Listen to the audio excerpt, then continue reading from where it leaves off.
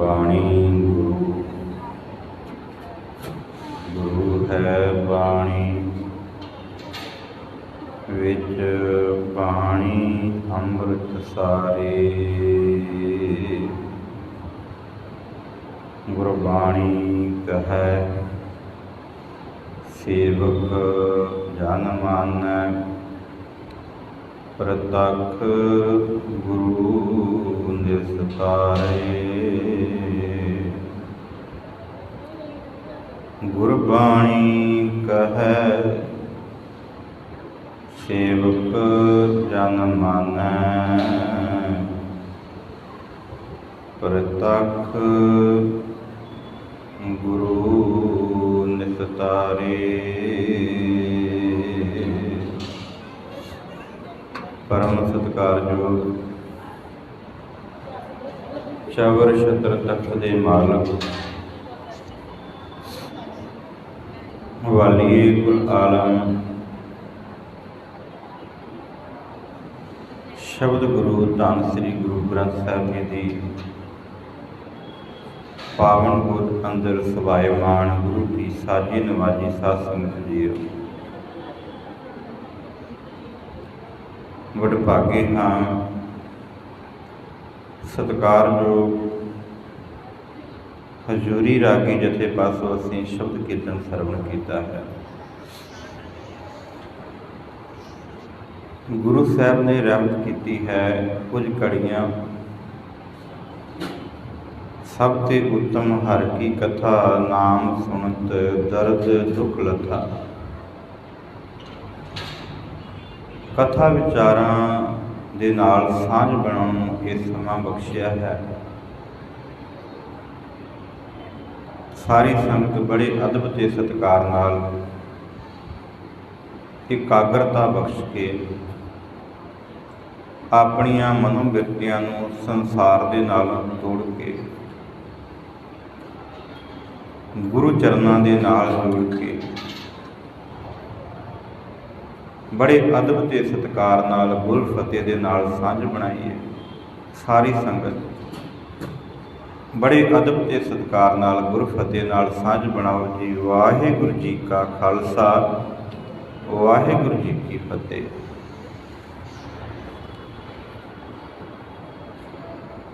ਬੜੇ ਦਿਨਾਂ ਤੋਂ ਮਨ ਵਿੱਚ ਵਿਚਾਰ ਸੀ ਤੇ ਕਈ ਵਾਰ ਇਹ ਸਵਾਲ ਸਾਹਮਣੇ ਵੀ ਆਇਆ ਜੋ ਅੱਜ ਦਾਸ ਵਿਚਾਰ ਕਰਨ ਜਾ ਰਿਹਾ ਨਾ। ਇੱਕ ਕੀਤਾ ਹੋਇਆ ਸਵਾਲ ਉਸ ਸਵਾਲ ਦੇ ਬਾਬਤ ਹੈ। ਸਾਰੀ ਸੰਗਤ ਧਿਆਨ ਨਾਲ ਸੁਣਿਓ। ਬੜੇ ਸਤਿਕਾਰਯੋਗ ਭਾਈ ਸਾਹਿਬ ਉਹਨਾਂ ਨੇ ਸਵਾਲ ਕੀਤਾ ਕਿ ਇੰਨੀ ਕਥਾ ਵਿਚਾਰ ਹੁੰਦੀ ਹੈ, 24 ਘੰਟੇ ਕੀਰਤਨ ਹੁੰਦਾ ਹੈ, ਲਾਈਵ ਵੀ ਸੁਣਦੇ ਹਾਂ ਅਸੀਂ, ਗੁਰੂ ਘਰਾਂ ਦੇ ਵਿੱਚ ਵੀ ਅਸੀਂ ਰੋਜ਼ਾਨਾ ਹੀ ਹਾਜ਼ਰੀ ਭਰਦੇ ਹਾਂ, ਪਰ ਇਹ ਜੀਵਨ ਤਬਦੀਲ ਕਿਉਂ ਨਹੀਂ ਹੁੰਦਾ? ਤੇ ਸਵਾਲ ਵੀ ਬੜਾ ਢੁਕਵਾਂ।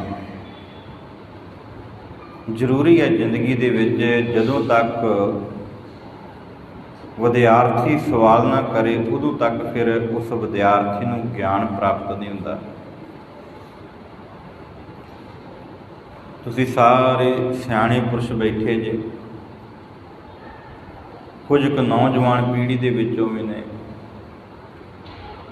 ਤੇ ਇਹ ਸੱਚੀ ਗੱਲ ਸੀ ਕਿ ਜਦੋਂ ਵੀ ਕਿਸੇ ਉਸਤਾਦ ਦੇ ਕੋਲੋਂ ਸਿੱਖਿਆ ਲੈਣ ਵਾਸਤੇ ਜਾਣਾ ਤੇ ਸਿਆਣੇ ਉਸਤਾਦ ਕਹਿੰਦੇ ਹੁੰਦੇ ਸਨ ਕਿ ਪੁੱਤਰ ਜੀ ਸਭ ਤੋਂ ਪਹਿਲਾਂ ਸਵਾਲ ਕਰਨਾ ਸਿੱਖੋ। ਸਵਾਲ ਦੇ ਉੱਤੇ ਹੀ ਜ਼ਿੰਦਗੀ ਖੜੀ ਹੈ। ਜੇ ਪ੍ਰਸ਼ਨ ਨਹੀਂ, ਸਵਾਲ ਨਹੀਂ ਕੀਤਾ, ਪ੍ਰਸ਼ਨ ਨਹੀਂ ਕੀਤਾ ਤੇ ਗਿਆਨ ਪ੍ਰਾਪਤ ਨਹੀਂ ਹੋਵੇਗਾ। ਤੇ ਸਵਾਲ ਬੜਾ ਸੋਹਣਾ ਹੈ ਕਿ ਇੰਨਾ ਸਤਸੰਗ ਹੁੰਦਾ, ਤੁਸੀਂ ਸਾਰੇ ਆਉਂਦੇ ਜੇ ਸਤਸੰਗਤ ਦੇ ਵਿੱਚ, ਇੰਨੀ ਕਥਾ ਵਿਚਾਰ ਹੁੰਦੀ। ਅਸੀਂ ਰੋਜ਼ਾਨਾ ਘਰਾਂ ਦੇ ਵਿੱਚ ਸ੍ਰੀ ਦਰਬਾਰ ਸਾਹਿਬ ਤੋਂ ਕੀਰਤਨ ਵੀ ਸਰਵਣ ਕਰਦੇ ਹਾਂ, ਪਰ ਫਿਰ ਵੀ ਜਿਹੜੀ ਮਨੁੱਖਤਾ ਹੈ, ਜਿੰਨੇ ਵੀ ਅਸੀਂ ਜੀਵ ਹਾਂ, ਇਹ ਗੁਰੂ ਦੇ ਨਾਲ ਕਿਉਂ ਨਹੀਂ ਜੁੜ ਪਾਉਂਦੇ। ਹੁਣ ਇਹ ਮਤ ਅਸੀਂ ਸੋਚ ਲਈਏ ਕਿ ਅਸੀਂ ਗੁਰਦੁਆਰੇ ਆਏ ਹਾਂ ਅਤੇ ਅਸੀਂ ਗੁਰੂ ਦੇ ਨਾਲ ਜੁੜ ਗਏ ਹਾਂ। ਇਹ ਗੁਰੂ ਦੇ ਨਾਲ ਜੁੜਨਾ ਨਹੀਂ। ਗੁਰੂ ਦੇ ਨਾਲ ਕਿਸ ਤਰ੍ਹਾਂ ਜੁੜਨਾ ਹੈ। ਜਿੱਥੇ ਸਤਿਕਾਰਯੋਗ ਵੀਰ ਜੀ ਉਹਨਾਂ ਸਵਾਲ ਕੀਤਾ ਸੀ ਨਾ, ਉੱਥੇ ਗੁਰੂ ਨਾਨਕ ਸਾਹਿਬ ਸੱਚੇ ਪਾਤਸ਼ਾਹ ਜੀ ਨੂੰ ਵੀ ਸਿੱਧਾ ਨੇ ਸਵਾਲ ਕੀਤਾ ਸੀ। ਬੜੀ ਵਾਰ ਅਸੀਂ ਸੁਣਿਆ ਹੋਵੇਗਾ, ਪਰ ਇਹਦੇ ਪਿੱਛੇ ਬੜਾ ਵੱਡਾ ਮਕਸਦ ਸੀ। ਸਵਾਲ ਕਰਨਾ ਤੇ ਗੁਰੂ ਨਾਨਕ ਸਾਹਿਬ ਜੀ ਦਾ ਉੱਤਰ ਦੇਣਾ। ਸੁਣਿਆ ਤੁਸੀਂ ਬੜੀ ਵਾਰ ਹੋਵੇਗਾ, ਪਰ ਜੇ ਅਸੀਂ ਅੱਜ ਵੀ ਜਿਸ ਤਰ੍ਹਾਂ ਇੱਕ ਅਧਿਆਪਕ ਪੜ੍ਹਾ ਰਿਹਾ, ਇੱਕ ਟੀਚਰ ਸਿੱਖਿਆ ਦੇ ਰਿਹਾ, ਅਤੇ ਅਸੀਂ ਉਸ ਸਿੱਖਿਆ ਨੂੰ ਕੇਵਲ ਬੈਠ ਕੇ ਸੁਣ ਕੇ ਚਲੇ ਜਾਈਏ ਅਤੇ ਉਸ ਟੀਚਰ ਦਾ ਦਿੱਤਾ ਹੋਇਆ ਸਬਕ, ਉਹਦਾ ਪੜ੍ਹਾਇਆ ਹੋਇਆ ਸਬਕ ਜਿਹੜਾ ਕਿਸੇ ਵੀ ਅਰਥ ਨਹੀਂ। ਹੁਣ ਸਾਹਮਣੇ ਬੈਠੇ ਨੇ, ਸਿੱਧ ਵੀ ਬੈਠੇ ਨੇ, ਬੜੀ ਲੰਮੀ ਵਿਚਾਰ ਚਰਚਾ ਹੋਈ ਹੈ। ਸਿੱਧ ਗੋਸ਼ਟ ਤੁਸੀਂ ਬਾਣੀ ਪੜ੍ਹੋਗੇ ਪਤਾ ਚੱਲੇਗਾ। ਉਸ ਵਿਚਾਰ ਗੋਸ਼ਟੀ ਦੇ ਅੰਦਰ ਗੁਰੂ ਨਾਨਕ ਸਾਹਿਬ ਸੱਚੇ ਪਾਤਸ਼ਾਹ ਜੀ ਦੇ ਕੋਲੋਂ ਫਿਰ ਸਿੱਧਾਂ ਨੇ ਸਵਾਲ ਕੀਤਾ ਸੀ।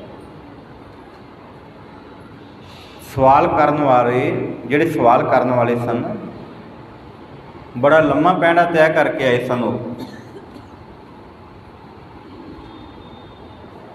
ਉਹ ਧਰਤੀ ਦੇ ਉੱਤੇ ਨਹੀਂ ਸਨ ਬੈਠੇ, ਉਹ ਪਰਬਤਾਂ ਦੇ ਉੱਤੇ ਜਾ ਕੇ ਬੈਠੇ ਸਨ, ਜਿੱਥੇ ਗੁਰੂ ਨਾਨਕ ਸਾਹਿਬ ਸੱਚੇ ਪਾਤਸ਼ਾਹ ਜੀ ਚੱਲ ਕੇ ਗਏ ਨੇ। ਹੈਰਾਨ ਰਹਿ ਗਏ ਨੇ ਕਿ ਇੱਕ ਛੋਟਾ ਜਿਹਾ ਬਾਲਕ, ਸਾਡੀ ਜ਼ਿੰਦਗੀ ਦੇ ਵਰ੍ਹੇ ਬੀਤ ਗਏ ਨੇ ਤੇ ਸਾਨੂੰ ਇੱਥੇ ਪਹੁੰਚਣ ਲੱਗਿਆਂ, ਇੱਥੇ ਤਪ ਕਰਨ ਲੱਗਿਆਂ ਇੰਨੇ ਵਰ੍ਹੇ ਬਤੀਤ ਹੋ ਗਏ, ਸਾਨੂੰ ਉਹ ਅਵਸਥਾ ਪ੍ਰਾਪਤ ਨਹੀਂ ਹੋਈ ਜਿਹੜੀ ਇਹ ਬਾਲਕ, ਇਹ ਛੋਟਾ ਜਿਹਾ ਬਾਲਕ, ਅਜੇ ਉਮਰ ਇੰਨੀ ਵੱਡੀ ਨਹੀਂ ਹੈ ਅਤੇ ਇਹ ਇਸ ਧਰਤੀ ਦੇ ਉੱਤੇ ਆ ਗਿਆ, ਭਾਵ ਉਸ ਗੁਫਾਵਾਂ ਦੇ ਉੱਤੇ, ਉਸ ਪਰਬਤ ਦੇ ਉੱਤੇ ਚੜ੍ਹ ਗਿਆ। ਬੜੀ ਹੈਰਾਨਗੀ ਵਾਲੀ ਗੱਲ ਸੀ। ਅਤੇ ਸਵਾਲ ਪੁੱਛਣ ਵਾਲੇ ਇਹ ਸਵਾਲ ਪੁੱਛਦੇ ਨੇ ਕਿ ਬਾਲੇ, ਤੂੰ ਐਡੀ ਦੂਰ ਆ ਗਿਆ, ਤੂੰ ਆਖਦਾ ਹੈ ਕਿ ਅਸਲ ਵਿੱਚ ਜਿਹੜੇ ਕਰਮ ਤੁਸੀਂ ਨਿਭਾ ਰਹੇ ਜੇ ਇਹ ਗਲਤ ਹੈ, ਫਿਰ ਅਸਲ ਵਿੱਚ ਕਰਮ ਕੀ ਹੈ?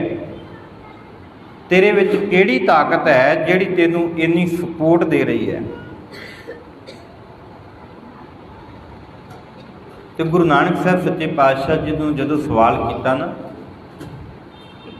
ਕਿ ਤੇਰਾ ਆਧਾਰ ਕੀ ਹੈ, ਕਵਣ ਮੂਲ ਕਵਣ ਮਤ ਬੇਲਾ, ਤੇਰਾ ਕਵਣ ਗੁਰੂ ਜਿਸ ਕਾ ਤੂੰ ਚੇਲਾ। ਇਹ ਦੋ ਗੱਲਾਂ ਕੀਤੀਆਂ। ਅਗਲੇਰੀ ਕਾਫੀ ਲੰਮੀ ਵਾਰਤਾ ਹੈ, ਮੈਂ ਉਹਦੇ ਵੱਲ ਨਾ ਜਾਵਾਂ। ਕਵਣ ਕਥਾ ਤੇ ਰਹੋ ਨਿਰਾਲੇ, ਕਿਉਂਕਿ ਵਿਚਾਰ ਲੰਮੀ ਹੋ ਜਾਵੇਗੀ। ਅਸੀਂ ਗੁਰੂ ਦੇ ਉੱਤੇ, ਕੰਸੈਪਟ ਦੇ ਉੱਤੇ ਚੱਲਣਾ, ਇੱਕ ਵਿਦਿਆਰਥੀ ਅਤੇ ਇੱਕ ਅਧਿਆਪਕ, ਸਿੱਖਣ ਵਾਲਾ ਅਤੇ ਸਿਖਾਉਣ ਵਾਲਾ, ਹੁਣ ਦੋਨੋਂ ਬੈਠੇ ਨੇ। ਸਿੱਖ ਚੁੱਕੇ ਜਿਹੜੇ ਨੇ ਆਪਣੇ ਆਪ ਨੂੰ ਪੁੱਜੇ ਹੋਏ ਸਿੱਧ ਜੋਗੀ ਆਖਦੇ ਨੇ ਕਿ ਅਸੀਂ ਐਡੀ ਦੂਰ ਆ ਗਏ ਹਾਂ, ਤਪ ਸਾਧੇ ਨੇ, ਅਤੇ ਬਾਲੇ ਤੂੰ ਆਣ ਕੇ ਉਸ ਤਪ ਦੇ ਉੱਤੇ ਪਾਣੀ ਫੇਰ ਦਿੱਤਾ। ਜਿੱਦਾਂ ਹੁਣ ਮੈਂ ਕਹਿ ਦੇਵਾਂ ਕਿ ਅਸੀਂ ਅਜੇ ਗੁਰੂ ਵਾਲੇ ਨਹੀਂ ਬਣੇ, ਅਤੇ ਸਾਰੇ ਹੈਰਾਨ ਹੀ ਹੋਣਗੇ ਨਾ। ਅਸੀਂ ਸਾਰੇ ਹੈਰਾਨ ਹੋਵਾਂਗੇ, ਮੈਂ ਵੀ ਤੁਹਾਡੇ ਵਿੱਚੋਂ ਹਾਂ, ਤਾਂ ਅਸੀਂ ਸਾਰੇ ਹੈਰਾਨ ਹੋਵਾਂਗੇ ਕਿ ਇੰਨੇ ਸਾਲ ਹੋ ਗਏ ਸਾਨੂੰ ਸਮਾਗਮ ਕਰਵਾਉਂਦੇ ਹਾਂ, ਅਸੀਂ ਅਜੇ ਵੀ ਗੁਰੂ ਵਾਲੇ ਨਹੀਂ ਬਣੇ। ਅਤੇ ਵਾਕਈ ਇਹ ਸੱਚਾਈ ਹੈ। ਕਿਉਂ ਨਹੀਂ ਬਣੇ, ਉਹ ਸਵਾਲ ਜਿਹੜਾ ਹੈ ਉਹਦਾ ਅੱਗੇ ਉੱਤਰ ਅਸੀਂ ਕਰਾਂਗੇ। ਉਹਦਾ ਜਦੋਂ ਅਗਲੇ ਇਸ ਸਵਾਲ ਦੀ ਗੱਲ ਆਏਗੀ ਫਿਰ ਅਸੀਂ ਉਦੋਂ ਵੀ ਜਾਣਾਂਗੇ। ਗੁਰੂ ਨਾਨਕ ਸਾਹਿਬ ਸੱਚੇ ਪਾਤਸ਼ਾਹ ਜੀ ਬੈਠੇ ਨੇ, ਸਿੱਧਾਂ ਨੇ ਸਵਾਲ ਕੀਤਾ ਕਿ ਇੰਨੀ ਤਾਕਤ ਤੈਨੂੰ ਜਿਹੜੀ ਇੱਥੇ ਲੈ ਕੇ ਆਈ ਹੈ, ਤੇਰਾ ਆਧਾਰ ਕੀ ਹੈ? ਕਵਣ ਮੂਲ ਕਵਣ ਮਤ ਵੇਲਾ। ਅਤੇ ਗੁਰੂ ਨਾਨਕ ਸਾਹਿਬ ਸੱਚੇ ਪਾਤਸ਼ਾਹ ਜੀ ਨੇ ਸਪਸ਼ਟ ਸ਼ਬਦਾਂ ਵਿੱਚ ਉੱਤਰ ਦਿੱਤਾ ਸੀ, ਪਵਨ ਆਰੰਭ ਸਤਿਗੁਰ ਮਤ ਵੇਲਾ। ਇਹ ਨਹੀਂ ਕਿਹਾ ਮੈਂ ਆਪਣੇ ਜ਼ੋਰ ਦੇ ਨਾਲ ਆਇਆ, ਮੈਂ ਤਾਕਤ, ਮੈਂ ਇੰਨੇ ਡੰਡ ਮਾਰੇ, ਮੈਂ ਇੰਨੀਆਂ ਬੈਠਕਾਂ ਕੱਢੀਆਂ, ਮੇਰੇ ਸਰੀਰ ਵਿੱਚ ਤਾਕਤ ਆਈ, ਮੈਂ ਆਪਣੇ ਬਲ ਸਦਕਾ ਆਇਆ। ਕਹਿੰਦੇ ਨਹੀਂ, ਜਿਸ ਪਰਮਾਤਮਾ ਨੇ ਇਹ ਸਰੀਰ ਦਿੱਤਾ ਨਾ, ये मिट्टी का पुतला जिहड़ा बनाया ना, जिस परमात्मा ने दिता, उन्हें इस मिट्टी के भांडे विच हवा पाई, पवन आरंभ। पहला इहदे विच हवा पाई, जिस कारण ये चलदा है।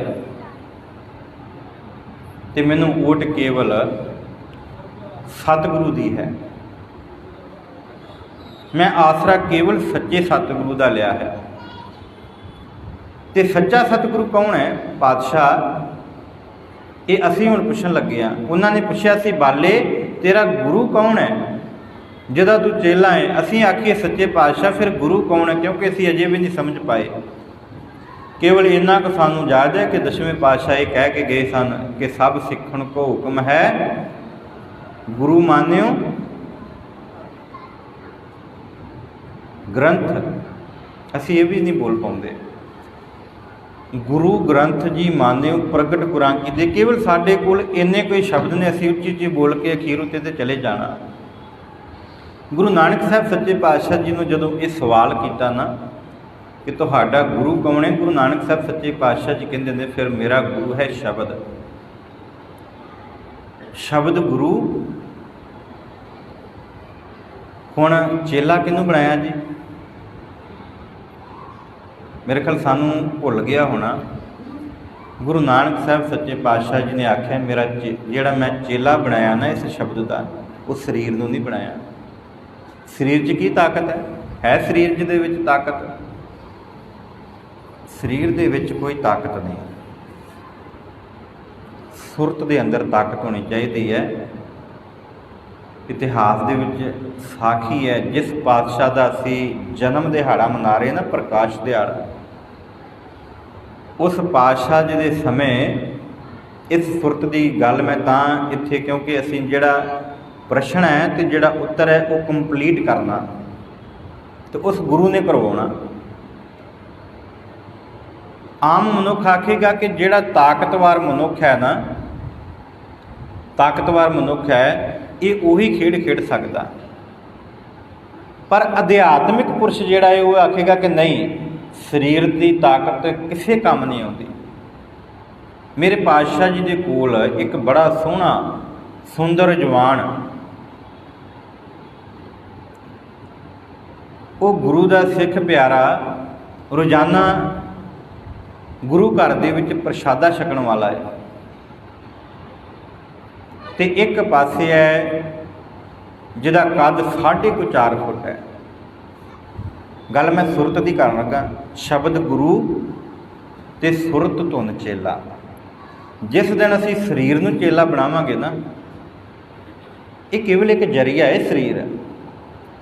शरीर कित्थे मंनदा? अमृत वेला सामण नूं कहंदा शरीर, कहंदा ना भई मैनूं तो मखमली गद्दे मिले, मैं सौं जावां। मन आखिए तो मन आवाज़ मारे ना कि उठ भलिया, ये वेला जिहड़ा मिलिया ये बंदगी करदा, फिर ही उठदा शरीर।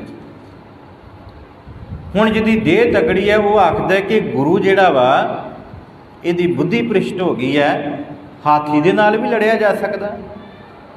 एक पासे जिन्हें अपनी सुरत नूं शब्द गुरु का चेला बनाया, वो कहंदा कि समर्थ गुरु सिर हथ धरिओ।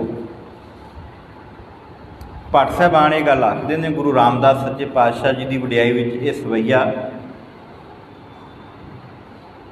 जदों समर्थ गुरु शब्द गुरु जिहड़ा वा, समर्थ गुरु जिहड़ा है वो सिर उत्ते हथ रख देवे, फिर किहड़ी ताकत है। तो जदों वो हाथी दे नाल लड़ के आया ना, भाई बचित्र सिंह, इतिहास दे विच तुसीं जाणदे जे, जदों हाथी दे नाल मुकाबला करके आया सी, मेरे पातशाह जी ने पुछया सी कि बचित्र सिंह सामने हाथी सी, तेनू डर नहीं लगा? कहंदे पातशाह मैं थोड़ा गया सी,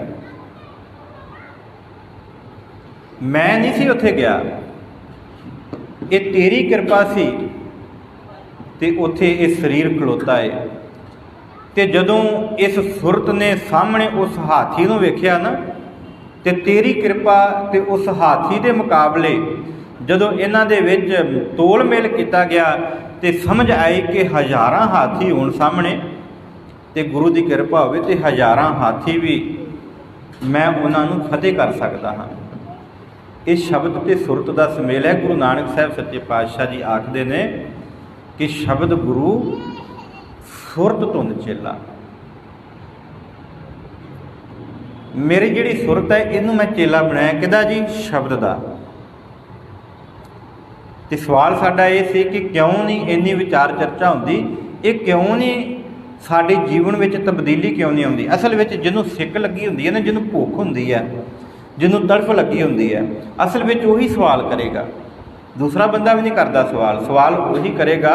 ਸਵਾਲ ਜਾਇਜ਼ ਹੈ, ਪ੍ਰਸ਼ਨ ਜਾਇਜ਼ ਹੈ, ਪਰ ਸਵਾਲ ਪ੍ਰਸ਼ਨ ਉਹੀ ਕਰੇਗਾ ਜਿਹਦੇ ਅੰਦਰ ਉਹ ਤੜਫ ਹੋਵੇ ਕਿ ਮੇਰਾ ਜੀਵਨ ਕਿਉਂ ਨਹੀਂ ਤਬਦੀਲ ਹੁੰਦਾ। ਕਦੇ ਅਸੀਂ ਇਹ ਸੋਚਿਆ ਨਹੀਂ ਆਣ ਕੇ, ਕਦੇ ਵੀ ਆਣ ਕੇ ਗੁਰੂ ਦੇ ਕੋਲ ਬੈਠ ਕੇ ਇਹ ਗੱਲ ਨਹੀਂ ਮੰਨੀ ਕਿ ਪਾਤਸ਼ਾਹ ਮੈਨੂੰ ਤੇਰੇ ਨਾਮ ਦੀ ਭੁੱਖ ਲੱਗੀ ਹੈ, ਸਿੱਕ ਲੱਗੀ ਹੈ, ਪਿਆਸ ਲੱਗੀ ਹੈ, ਮੇਰੀ ਪਿਆਸ ਬੁਝਾ। ਕਿਸ ਤਰ੍ਹਾਂ ਬੁਝੇਗੀ? ਜਿਹੜਾ ਮਨੁੱਖ ਇਹ ਸਵਾਲ ਕਰੇਗਾ ਨਾ, ਉਹਦੇ ਅੰਦਰ ਉਹ ਭੁੱਖ ਜਿਹੜੀ ਹੈ ਉਹ ਲੱਗੀ ਹੁੰਦੀ, ਉਹ ਸਵਾਲ ਕਰਦਾ। ਤੇ ਅਸਲ ਵਿੱਚ ਗੁਰੂ ਕਹਿੰਦਾ ਜਦੋਂ ਤੂੰ ਸਵਾਲ ਕਰਦਾ ਆ, ਮੈਂ ਤੈਨੂੰ ਦੱਸਦਾ ਕਿ ਤੂੰ ਕੇਵਲ ਸਰੀਰ ਨੂੰ ਗੁਰੂ ਦਾ ਚੇਲਾ ਬਣਾਇਆ। ਤੂੰ ਆਉਣਾ ਹੈ ਨਾ, ਕਰਮ ਕਰਦਾ ਹੈ, ਤੂੰ ਗੁਰੂ ਘਰ ਵਿੱਚ ਆਣ ਕੇ ਮੱਥਾ ਵੀ ਟੇਕਦਾ ਹੈ, ਸਾਰੇ ਕਰਮ ਤੇਰੇ ਉਹ ਸਫਲ ਨੇ। ਤੇ ਗੁਰੂ ਉਹਦੀ ਬਦੌਲਤ ਬੜਾ ਕੁਝ ਤੁਹਾਨੂੰ ਦਿੰਦਾ, ਸਾਡੀਆਂ ਝੋਲੀਆਂ ਭਰ ਦਿੰਦਾ ਗੁਰੂ। ਕੀ ਨਹੀਂ ਸਾਨੂੰ ਦਿੰਦਾ? ਰਹਿਣ ਵਾਸਤੇ ਘਰ ਦਿੱਤਾ, ਚੱਲਣ ਵਾਸਤੇ ਕਾਰਾਂ ਦਿੱਤੀਆਂ ਨੇ, ਬੁਢੇਪੇ ਵਾਸਤੇ ਪੁੱਤਰ ਧੀਆਂ ਪੋਤਰੇ ਰਿਸ਼ਤੇਦਾਰ ਦਿੱਤੇ ਨੇ, ਬਿਰਧ ਪਿਆ ਉੱਪਰ ਸਾਖ ਸੈਨ, ਜਿਹੜਾ ਮੁੱਖ ਵਿੱਚ ਪਾਣੀ ਪਾਉਂਦੇ ਨੇ, ਕੀ ਕੁਝ ਨਹੀਂ ਪਰਮਾਤਮਾ ਨੇ ਦਿੱਤਾ। ਸਰੀਰ ਦੀ ਸੁਹੱਪਣਤਾ ਦਿੱਤੀ ਹੈ, ਪਰਮਾਤਮਾ ਨੇ ਸਾਨੂੰ ਸਭ ਕੁਝ ਦਿੱਤਾ ਹੈ। ਕਿਹਦੀ ਬਦੌਲਤ? ਜਿਹੜਾ ਅਸੀਂ ਕੁਝ ਆਪਣੇ ਕੀਤੇ ਹੋਏ ਪਿਛਲੇਰੇ ਕਰਮ ਤੇ ਕੁਝ ਜੋ ਅਸੀਂ ਹੁਣ ਕਮਾ ਰਹੇ ਹਾਂ, ਜਿਹੜੇ ਕਰਮ ਕਰ ਰਹੇ ਹਾਂ। ਪਰ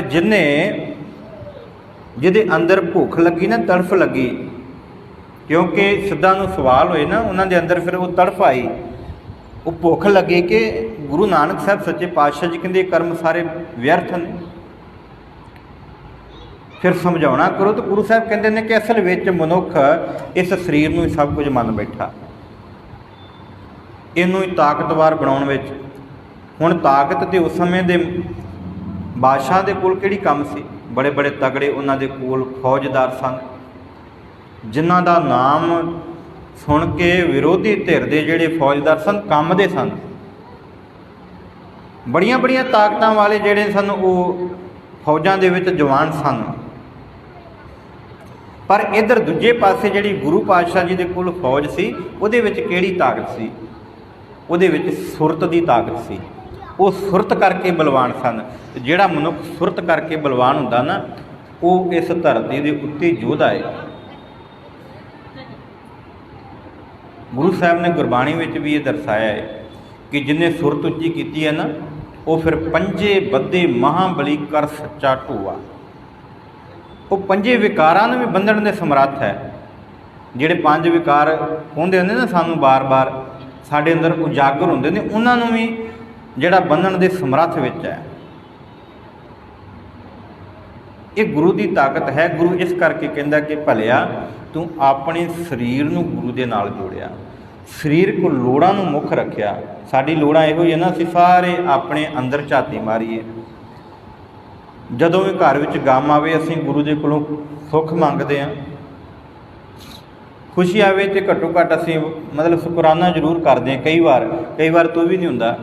ਅਸੀਂ ਆਖਦੇ ਹਾਂ ਕਿ ਗੁਰੂ ਅੱਗੇ ਸ਼ੁਕਰਾਨੇ ਦੀ ਅਰਦਾਸ ਕੀ ਕਰਨੀ, ਬਸ ਗਿਆਨੀ ਜੀ ਨੂੰ ਫੋਨ ਕੀਤਾ, ਆ ਭੇਟਾ ਲੈ ਲਿਓ ਜੀ। ਇੱਥੋਂ ਕੁ ਤੱਕ ਸਾਡਾ ਪਿਆਰ ਹੈ ਗੁਰੂ ਦੇ ਨਾਲ। ਇਹ ਤਾਂ ਨਹੀਂ ਤਬਦੀਲੀ ਆ ਰਹੀ ਸਾਡੇ ਵਿੱਚ। ਜੋ ਗੁਰੂ ਨੂੰ ਦੇਣਾ ਸੀ ਉਹ ਦਿੱਤਾ ਨਹੀਂ, ਜੋ ਨਹੀਂ ਦੇਣਾ ਸੀ ਉਹ ਦੇ ਰਹੇ ਹਾਂ। ਗੁਰਬਾਣੀ ਕਹਿੰਦੀ ਹੈ ਕਿ ਦੱਦਾ ਦਾਤਾ ਏਕ ਹੈ, ਸਭ ਕੋ ਦੇਵਨਹਾਰ, ਦੇਂਦੇ ਟੂਟ ਨਾ ਆਵੀ, ਅਗਣਤ ਭਰੇ ਭੰਡਾਰ। ਤੇ ਅਸੀਂ ਕੀ ਦੇ ਰਹੇ ਹਾਂ? ਗੁਰੂ ਘਰ ਦੇ ਵਿੱਚ ਕੀ ਅਰਪਣ ਕਰਦੇ ਹਾਂ ਜੀ? ਧਨ। ਜਿਹੜਾ ਮਾਲਕ ਸਾਰਿਆਂ ਨੂੰ ਪਾਲਣ ਵਾਲਾ, ਜਿਹੜਾ ਮਾਲਕ ਸਾਰਿਆਂ ਨੂੰ ਦੇਣ ਵਾਲਾ, ਉਹਨੂੰ ਅਸੀਂ ਕੀ ਦੇ ਸਕਦੇ ਹਾਂ? ਇਹ ਮੱਧ ਸੋਚ ਕੇ ਗੁਰੂ ਦੀ ਗੋਲਕ ਵਿੱਚ ਜਿਹੜਾ ਧਨ ਪਾਇਆ ਕਰੀ ਕਿ ਅਸੀਂ ਗੁਰੂ ਨੂੰ ਕੁਛ ਦੇ ਕੇ ਚੱਲੇ ਹਾਂ, ਉਹਦੇ ਦਿੱਤੇ ਹੋਏ ਦੇ ਵਿੱਚੋਂ ਕੁਝ ਕੁ ਸ਼ੁਕਰਾਨੇ ਵਜੋਂ ਭੇਟਾ ਰੱਖ ਰਹੇ ਹਾਂ। ਇਹ ਸਾਡੀ ਸੋਚ ਹੋਣੀ ਚਾਹੀਦੀ ਹੈ। ਫਿਰ ਉਹ ਅਵਸਥਾ ਬਣੇਗੀ ਸ਼ਬਦ ਅਤੇ ਸੁਰਤ ਦੀ ਸੁਮੇਲ ਦੀ। ਫਿਰ ਜਦੋਂ ਵੀ ਅਸੀਂ ਬਾਣੀ ਪੜ੍ਹਦੇ ਹਾਂ ਨਾ, ਇਹ ਸਾਡਾ ਸਾਰਿਆਂ ਦਾ ਜ਼ੋਰ ਲੱਗਾ ਹੁੰਦਾ ਕਿ ਅਸੀਂ ਨਾ ਕੰਠ ਕਰਨੀ ਬਾਣੀ। ਕੰਠ ਕਰਨ ਵਾਸਤੇ ਫਿਰ ਸਾਡਾ ਤਰੀਕਾ ਕੀ ਹੁੰਦਾ ਕਿ ਅਸੀਂ ਬੈਠ ਜਾਂਦੇ ਹਾਂ ਅਤੇ ਇੱਕ ਸ਼ਬਦ ਲੈ ਲਿਆ, ਉਹਨੂੰ ਉਹ ਰੱਟੇ ਮਾਰ ਮਾਰ ਕੇ ਉਹਨੂੰ ਅਸੀਂ ਕੰਠ ਕਰਦੇ ਹਾਂ। ਅਤੇ ਸਿਆਣੇ ਉਸਤਾਦ ਸਾਨੂੰ ਸਮਝਾਉਂਦੇ ਹੁੰਦੇ ਸਨ, ਕਹਿੰਦੇ ਜੇ ਸ਼ਬਦ ਕੰਠ ਕਰਨਾ ਨਾ, ਜੇ ਰੱਟੇ ਮਾਰ ਕੇ ਕੰਠ ਕੀਤਾ ਤਾਂ ਉਹਦਾ ਲਾਭ ਕੋਈ ਨਹੀਂ, ਉਹਦਾ ਕੋਈ ਲਾਭ ਨਹੀਂ। ਤੁਸੀਂ ਸਿਆਣੇ ਪੁਰਸ਼ ਬੈਠੇ ਜੇ, ਉਸਤਾਦ ਕਹਿੰਦੇ ਹੁੰਦੇ ਸਨ ਜਿਹੜਾ ਸ਼ਬਦ ਕੰਠ ਕਰਨਾ ਨਾ, ਉਹਦੇ ਵਿੱਚ ਜੋ ਦਰਸਾਇਆ ਗਿਆ ਪਹਿਲਾਂ ਉਹਨੂੰ ਆਪਣੀਆਂ ਨਜ਼ਰਾਂ ਦੇ ਸਾਹਮਣੇ ਲੈ ਕੇ ਆਓ। ਉਹਨੂੰ ਆਪਣੀਆਂ ਨਜ਼ਰਾਂ ਦੇ ਸਾਹਮਣੇ ਲੈ ਕੇ ਆਵੋ। ਜਿਹੜਾ ਚੈਪਟਰ ਤੁਸੀਂ ਯਾਦ ਕਰਨਾ ਨਾ, ਜਿਹਦੇ ਵਿੱਚੋਂ ਸਵਾਲ ਕੱਢਣੇ ਆ ਤੁਸੀਂ ਜਿਸ ਚੈਪਟਰ ਦੇ ਵਿੱਚੋਂ, ਉਸ ਚੈਪਟਰ ਨੂੰ ਪਹਿਲਾਂ ਸਮਝੋ। ਇਹਦੇ ਚੈਪਟਰ ਦੇ ਵਿੱਚ ਕਿਹਾ ਕੀ ਹੈ? ਅਸੀਂ ਕਦੇ ਸਮਝਿਆ ਜਪਜੀ ਸਾਹਿਬ ਦੇ ਵਿੱਚ ਕਿਹਾ ਕੀ ਹੈ? ਅਸੀਂ ਸਰੀਰ ਨੂੰ ਜਿਹੜਾ ਚੇਲਾ ਬਣਾ ਦਿੱਤਾ ਗੁਰੂ ਦਾ। ਗੁਰੂ ਸਾਹਿਬ ਕਹਿੰਦੇ ਨਹੀਂ, ਸ਼ਬਦ ਨੂੰ ਜੇ ਮੰਨਣਾ ਹੈ ਤੇ ਸ਼ਬਦ ਦਾ ਚੇਲਾ ਆਪਣੀ ਸੁਰਤ ਨੂੰ ਬਣਾ। ਜਦੋਂ ਸੁਰਤ ਨੂੰ ਚੇਲਾ ਬਣਾਏਗਾ ਫਿਰ ਸੁਰਤ ਉਹਦੀ ਜਿਹੜੀ ਭੁੱਖ ਹੈ ਨਾ, ਕਿਉਂਕਿ ਮਨ ਜਿੱਧਰ ਨੂੰ ਅਸੀਂ ਲਾ ਲਈ ਉੱਧਰ ਨੂੰ ਲੱਗਦਾ ਹੈ। ਵੈਸੇ ਇਹ ਸਾਰੇ ਜਿਹੜੇ ਵਿਸ਼ੇ ਨੇ ਅਲੱਗ-ਅਲੱਗ ਨੇ। ਮਨ ਦਾ ਵਿਸ਼ਾ ਅਲੱਗ ਹੈ, ਸੁਰਤ ਦਾ ਵਿਸ਼ਾ ਅਲੱਗ ਹੈ। ਅੱਜ ਸੁਰਤ ਦੀ ਗੱਲ ਹੋ ਰਹੀ ਹੈ। ਸਵੇਰੇ ਮੈਂ ਮਨ ਦੇ ਉੱਤੇ ਵਿਚਾਰ ਕੀਤੀ ਸੀ। ਅੰਮ੍ਰਿਤ ਵੇਲੇ 9 ਵਜੇ ਜਦੋਂ ਕਥਾ ਹੋਈ ਸੀ ਨਾ, ਤੇ ਦਾਸ ਨੇ ਆਖਿਆ ਸੀ ਕਿ ਜਦੋਂ ਮਨ ਮੰਨ ਜਾਏ ਨਾ ਤੇ ਫਿਰ ਗੁਰੂ ਭਤੀਜ ਜਾਂਦਾ। ਹੁਣ ਗੱਲ ਸੁਰਤ ਦੀ ਹੈ। ਜਦੋਂ ਅਸੀਂ ਆਪਣੀ ਸੁਰਤ ਨੂੰ ਸ਼ਬਦ ਦੇ ਵਿੱਚ ਟਿਕਾਵਾਂਗੇ ਤੇ ਫਿਰ ਉਹ ਖੇਡ ਬਣੇਗੀ। ਫਿਰ ਸਾਨੂੰ ਪੁੱਛਣ ਦੀ ਲੋੜ ਨਹੀਂ ਪਵੇਗੀ ਕਿ ਉਹ ਖੇਡ ਕਿਉਂ ਨਹੀਂ ਵਰਤਦੀ। ਫਿਰ ਤੇ ਉਹ ਨਾ ਗੁਰੂ ਪਾਤਸ਼ਾਹ ਜੀ ਦਾ ਇੱਕ ਅਨੰਨ ਸੇਵਕ ਹੈ, ਮੈਂ ਉਹਦੀ ਵਾਰਤਾ ਕਹਿ ਕੇ ਸਮਾਪਤੀ ਵੱਲ ਆਵਾਂਗਾ। ਬੜੇ ਕਮਾਲ ਦੀ ਮੈਨੂੰ ਯਾਦ ਆ ਗਈ। ਇੱਕ ਦਿਨ ਮੈਂ ਕਿਸੇ ਦੇ ਮੁੱਖ ਤੋਂ ਵੀ ਸੁਣ ਰਿਹਾ ਸੀ, ਬੜੇ ਕਮਾਲ ਨਾਲ ਉਹਦੀ ਪੇਸ਼ਕਾਰੀ ਕੀਤੀ ਕਿ ਕਿਸ ਤਰ੍ਹਾਂ ਉਹ ਬਲਵਾਨ ਹੋ ਜਾਂਦਾ। ਉਹ ਫਿਰ ਸਵਾਲ ਨਹੀਂ ਕਰਦਾ, ਉਹ ਗੁਰੂ ਅੱਗੇ ਆਣ ਕੇ ਵੀ ਨਹੀਂ ਕਰਦਾ, ਕਿਸੇ ਸੇਵਕ ਨੂੰ ਵੀ ਨਹੀਂ ਪੁੱਛਦਾ। ਇੱਕ ਕਵੀ ਹੋਇਆ ਤੇ ਪਾਤਸ਼ਾਹ ਜੀ ਦਾ ਦਰਬਾਰ ਲੱਗਾ। ਪਾਤਸ਼ਾਹ ਜੀ ਦਸ਼ਮੇਸ਼ ਪਿਤਾ ਜੀ ਕਵੀਆਂ ਨੂੰ ਬੜਾ ਪਿਆਰ ਕਰਦੇ ਸਨ। ਦਰਬਾਰ ਲੱਗਾ ਤੇ ਉਹ ਕਵੀ ਪਾਟੇ ਹੋਏ ਉਹਦੇ ਕੱਪੜੇ ਤਨ ਦੇ ਉੱਤੇ ਲੀਰਾਂ ਲੀਰਾਂ ਤੇ ਆਣ ਕੇ ਤੇ ਗੁਰੂ ਦਰਬਾਰ ਦੇ ਵਿੱਚ ਅਹਿਲਕਾਰਾਂ ਨੂੰ ਕਹਿੰਦਾ, ਗੁਰੂ ਕੇ ਸਿੱਖਾਂ ਸੇਵਕਾਂ ਨੂੰ, ਕਿ ਮੈਨੂੰ ਵੀ ਟਾਈਮ ਦਿਓ। ਮੈਂ ਸੁਣਿਆ ਇੱਥੇ ਕਵਿਤਾ ਜਿਹੜੀਆਂ ਨੇ ਉਹ ਪੇਸ਼ ਕੀਤੀਆਂ ਜਾਂਦੀਆਂ ਤੇ ਕੁਝ ਮੇਰੇ ਵਰਗੇ ਜਿਹੜੇ ਸੇਵਾਦਾਰ ਖੜੇ ਸਨ ਉਹ ਕਹਿੰਦੇ, ਜਾ ਤੈਨੂੰ ਕੀ ਆਉਂਦਾ, ਤੇਰੇ ਤਨ ਦੇ ਉੱਤੇ ਤੇ ਕੱਪੜੇ ਪਾਟੇ ਹੋਏ ਨੇ, ਤੇਰੇ ਅੰਦਰ ਕੀ ਹੋਣਾ। ਵੇਖੋ ਕੱਪੜਿਆਂ ਦੀ ਗੱਲ ਨਹੀਂ, ਮਨ ਦੀ ਗੱਲ ਹੈ। ਕਹਿੰਦਾ ਨਹੀਂ, ਜਦੋਂ ਕੁਝ ਸਮਾਂ ਮੈਂ ਛੇਤੀ ਸਮਾਪਤੀ ਕਰਾਂ, ਰੌਲਾ ਪੈਂਦਾ ਨਾ ਬਾਹਰ, ਤਾਂ ਗੁਰੂ ਪਾਤਸ਼ਾਹ ਜੀ ਕਹਿੰਦੇ ਅਹਿਲਕਾਰਾਂ ਨੂੰ, ਆਪਣੇ ਸੇਵਕਾਂ ਨੂੰ, ਕੌਣ ਆਇਆ? ਕਹਿੰਦੇ ਇਸ ਤਰ੍ਹਾਂ ਇੱਕ ਕਹਿੰਦਾ ਮੈਂ ਕਵੀ ਹਾਂ, ਕਹਿੰਦੇ ਅੰਦਰ ਭੇਜ ਦਿਓ। ਆਇਆ, ਕਹਿੰਦੇ ਬਾਦਸ਼ਾਹ ਮੈਂ ਨਾ ਕਵਿਤਾ ਪੇਸ਼ ਕਰਨੀ। ਕਹਿੰਦੇ ਠੀਕ ਆ ਜੀ, ਤੁਹਾਨੂੰ ਵੀ ਸਮਾਂ ਦਿੱਤਾ ਜਾਵੇਗਾ। ਇਹ ਕਵੀ ਸਾਰੇ ਜਦੋਂ ਨਿਬੇੜ ਲੈਣਗੇ ਆਪਣੀਆਂ ਕਵਿਤਾ, ਫਿਰ ਤੁਹਾਡੀ ਵਾਰੀ ਹੈ। ਅਖੀਰ ਉੱਤੇ ਉਹਦੀ ਵਾਰੀ ਆਉਂਦੀ ਹੈ। ਉਹ ਖਲੋ ਕੇ ਨਾ ਸਟੇਜ ਉੱਤੇ ਤੇ ਪੱਟਾਂ ਉੱਤੇ ਥਾਪੀਆਂ ਮਾਰਦਾ, ਫਿਰ ਉਹ ਬੈਠਕਾਂ ਮਾਰਦਾ। ਵੇਖੋ ਜਿਹਨੇ ਆਪਣੇ ਮਨ ਨੂੰ ਜਿੱਤ ਲਿਆ ਤੇ ਜਿਹਨੇ ਸ਼ਬਦ ਵਿੱਚ ਆਪਣੀ ਸੁਰਤ ਜੋੜ ਲਈ ਹੈ, ਉਹ ਥਾਪੀਆਂ ਮਾਰਦਾ। ਗੁਰੂ ਪਾਤਸ਼ਾਹ ਜੀ ਕਹਿੰਦੇ ਭਲਿਆ ਇਹ ਕਰਮ ਨਹੀਂ, ਇੱਥੇ ਤੂੰ ਗਲਤ ਥਾਂ ਆ ਗਿਆ। ਸ਼ਾਮਾਂ ਨੂੰ ਅਖਾੜਾ ਲੱਗੇਗਾ, ਉੱਥੇ ਤੇਰੀ ਅਸੀਂ ਤਾਕਤ ਵੇਖਾਂਗੇ। ਇੱਥੇ ਕਵੀ ਦਰਬਾਰ। ਕਹਿੰਦੇ ਨਹੀਂ ਪਾਤਸ਼ਾਹ, ਪੇਸ਼ ਤੇ ਮੈਂ ਕਵਿਤਾ ਹੀ ਕਰਨੀ ਹੈ। ਫਿਰ ਇਹ ਕਿਉਂ? ਕਹਿੰਦੇ ਇਹ ਜਿਹੜੀ ਕੰਗਾਲਤਾ ਸੀ ਨਾ, ਇਹ ਜਿਹੜੀ ਕੰਗਾਲਤਾ ਜਿਹਨੇ ਮੈਨੂੰ ਜਕੜਿਆ ਹੋਇਆ ਸੀ, ਗਰੀਬੀ, ਇਹ ਰੋਜ਼ ਮੇਰੇ ਉੱਤੇ ਆਣ ਕੇ ਹਾਵੀ ਹੁੰਦੀ ਸੀ। ਮੇਰੇ ਅੰਦਰ ਅਵੇਸਲਾਪਣ ਸੀ ਤੇ ਉਹ ਅਵੇਸਲੇਪਣ ਦੀ ਜਿਹੜੀ ਤਾਕਤ ਹੈ ਉਹ ਮੇਰੇ ਉੱਤੇ ਹਾਵੀ ਹੁੰਦੀ ਸੀ, ਰੋਜ਼ ਮੈਨੂੰ ਢਾਹ ਲੈਂਦੀ ਸੀ। ਤੇ ਅੱਜ ਮੈਨੂੰ ਸਾਹਮਣੇ ਦਸ਼ਮੇਸ਼ ਦਾ ਦਰਬਾਰ ਡਿੱਠਾ ਤੇ ਮੈਂ ਉਹ ਤੱਕ ਕੇ ਆਇਆ ਕਿ ਹੁਣ ਆ ਕੰਗਾਲਤਾ। ਮੈਂ ਥਾਪੀਆਂ ਇਸ ਕਰਕੇ ਮਾਰਿਆ ਕਿ ਇਹ ਕੰਗਾਲਤਾ ਹੁਣ ਆ। ਮੈਂ ਸੁਣਿਆ ਦਸ਼ਮੇਸ਼ ਦੇ ਦਰਬਾਰ ਵਿੱਚ ਕਿਸੇ ਕਲ ਦੀ ਕਮੀ ਨਹੀਂ ਹੈ। ਇੱਥੇ ਧਨ ਦੀ ਵੀ ਕਮੀ ਨਹੀਂ ਹੈ ਤੇ ਇੱਥੇ ਗੁਰਬਾਣੀ ਰੂਪੀ ਹੀਰੇ ਮੋਤੀ ਜਵਾਹਰਾਤਾਂ ਦੀ ਵੀ ਕਮੀ ਨਹੀਂ ਹੈ। ਹੁਣ ਮੇਰੇ ਮਨ ਅੰਦਰ ਤੁਹਾਡੇ ਨਾਮ ਦਾ ਵਾਸਾ ਹੋ ਗਿਆ ਤੇ ਹੁਣ ਮੈਂ ਸਮਝ ਗਿਆ ਕਿ ਹੁਣ ਇਹ ਕੰਗਾਲਤਾ ਜਿਹੜੀ ਮੇਰੇ ਮਗਰ ਆ ਰਹੀ ਸੀ ਨਾ ਮੈਨੂੰ ਢਾਉਣ ਵਾਸਤੇ, ਹੁਣ ਮੈਂ ਇਸ ਕੰਗਾਲਤਾ ਨੂੰ ਜਿੱਤ ਲਿਆ ਏ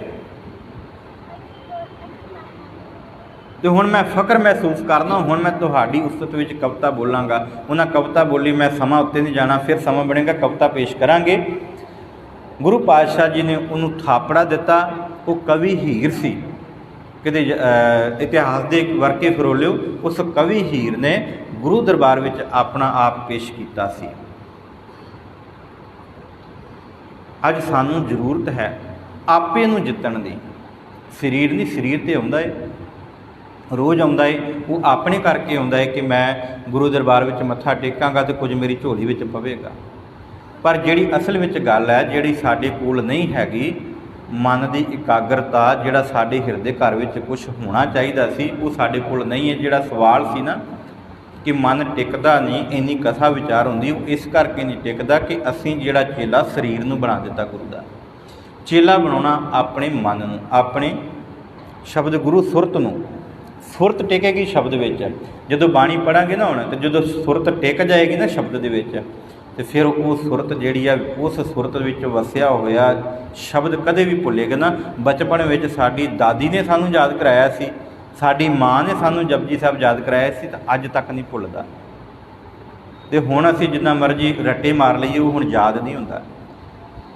ਇਹ ਕੁਝ ਵੱਡਿਆਂ ਦੀਆਂ ਗੱਲਾਂ ਸਨ, ਕੁਝ ਸਾਡੇ ਅਧਿਆਪਕਾਂ ਨੇ ਸਿਖਾਈਆਂ, ਜੋ ਸਾਨੂੰ ਗੁਰੂ ਦੇ ਨਾਲ ਜੋੜਦੀਆਂ ਨੇ। ਸੋ ਗੁਰੂ ਦੇ ਨਾਲ ਜੁੜਨ ਵਾਸਤੇ ਆਪਣੀ ਸੁਰਤ ਨੂੰ ਗੁਰੂ ਦੇ ਸ਼ਬਦ ਦਾ ਚੇਲਾ ਬਣਾ ਲਓ, ਤੇ ਕੋਈ ਤਾਕਤ ਨਹੀਂ ਜਿਹੜੀ ਤੁਹਾਨੂੰ ਗੁਰੂ ਤੇ ਤੁਹਾਡੀ ਆਤਮਾ ਨੂੰ ਆਪਸ ਵਿੱਚ ਵਿਛੋੜ ਦੇਵੇ। ਹੋਈਆਂ ਭੁੱਲਾਂ ਦੀ ਖਿਮਾ ਮੈਂ 1 ਮਿੰਟ ਉੱਪਰ ਲਿਆ, ਮੈਂ ਖਿਮਾ ਚਾਹੁੰਦਾ ਹਾਂ। ਪ੍ਰਬੰਧਕ ਜਨਾਂ ਕੋ ਅਖੀਰ ਉੱਤੇ ਸਾਰੀ ਸੰਗਤ ਬੜੇ ਅਦਬ ਤੇ ਸਤਿਕਾਰ ਨਾਲ ਗੁਰਫਤਿਹ ਨਾਲ ਸਾਂਝ ਬਣਾਓ ਜੀ। ਵਾਹਿਗੁਰੂ ਜੀ ਕਾ ਖਾਲਸਾ, ਵਾਹਿਗੁਰੂ।